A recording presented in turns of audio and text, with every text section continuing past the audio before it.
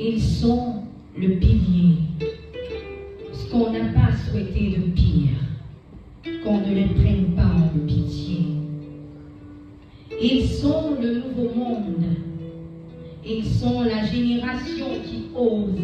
Ils sont les idées fécondes. Ils sont la jeunesse.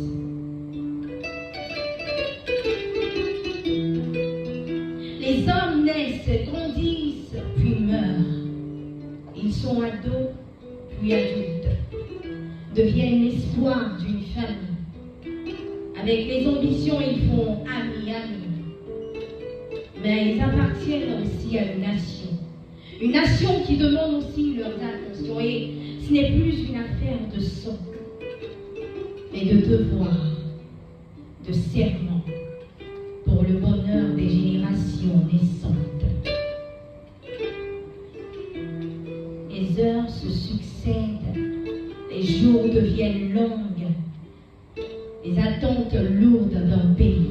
Mais eux, ils ne fléchissent jamais, même quand on leur coupe le droit au siège de haut rang. Ils répondent par des projets brillants. Quand on leur pousse à quitter la terre de leurs ancêtres, ils répondent par la créativité, la résilience de leur père. Eux, ce sont les jeunes, eux, c'est la jeunesse, eux. Ils existent. Et vous voyez, chaque pas devient action concrète.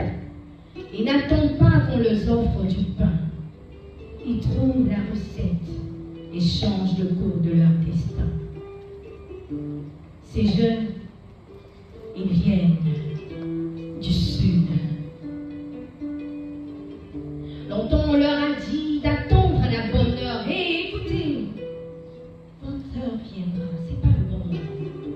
Mais dis-toi, la bonne heure, c'est quand les sièges se feront vieux et qu'il n'y aura que des cannes pour les tenir. La bonne heure, c'est quand les idées s'étendront et qu'après les voix s'élèveront pour dire: qu'avez-vous fait de votre jeunesse? Mais nos mains n'ont pas été faites pour rester inertes. Elles ont été faites pour redonner à la forêt son éclat verdâtre.